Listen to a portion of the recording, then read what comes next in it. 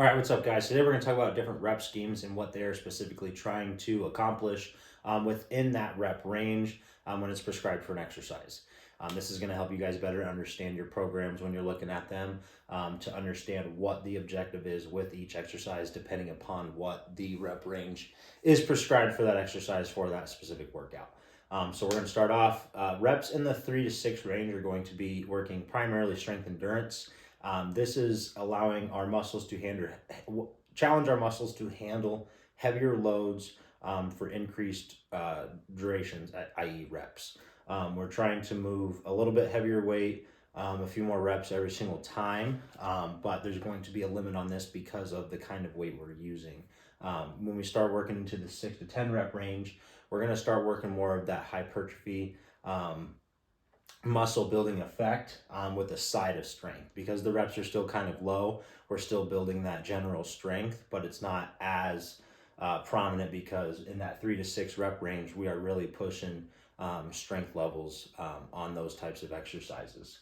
So then when we start working into reps of the 10 to 25 rep range, we're still getting those hypertrophic effects, but we're still working muscular endurance at this rate. Challenging our muscles to handle more work over longer periods of time. These are going to be lighter-ish weights. They could be a bit heavier, if you're working in the 10 to 15 rep range, but once you kind of start working towards the 15 plus, i.e. 20 to 25 reps, the weight is not going to be incredibly heavy, because at that point, either you're going to be performing really sloppy reps and the muscles that you're trying to target aren't getting the adequate work, or essentially it's just going to be way too challenging, and you're just going to have to use various other muscles to get the movement done, or you're not going to be able to complete it in a full range of motion.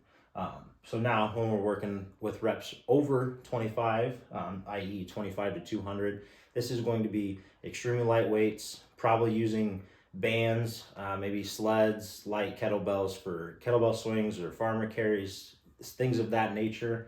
A lot of this stuff is definitely just going to be trying to push that work capacity and that muscular endurance, and then adding a conditioning component to it. Because when you're doing reps of 100 to 200, whether that's, maybe say face pulls or tricep extensions or hamstring curls, you're going to have to continue to maintain a certain level of endurance and conditioning throughout that whole set, without getting fatigued and without wearing down, and allowing those reps to become very low quality, even though you are using a band or, like I said, relatively lighter weight.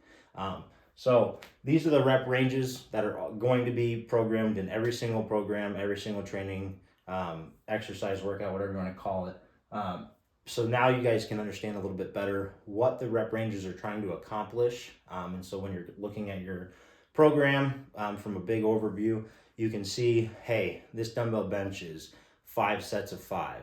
I'm really trying to push some weight here. Whereas later down the line, your dumbbell bench may be 3 sets of 15 at a slower tempo. This is clearly getting more of that hypertrophy effect, with a little bit of that muscular endurance, really challenging you to maintain that position and maintain the contraction throughout the whole movement and that tempo. So there's definitely a difference between the two exercises. Though they are the same thing, you're going to receive 2 different outcomes. And the objective of both is, while the same, it is different. So I hope this kind of helps you guys understand these rep ranges a bit better. I hope you guys, especially those people that write their own workouts or do their own training, this can kind of help you put in place the right pieces to construct your programs and to construct your training to get to exactly where you want to go. So thank you guys for tuning in. Any questions, comments, curiosities, DM us, shoot us an email. We appreciate all your guys' support, and we thank you so much for tuning in.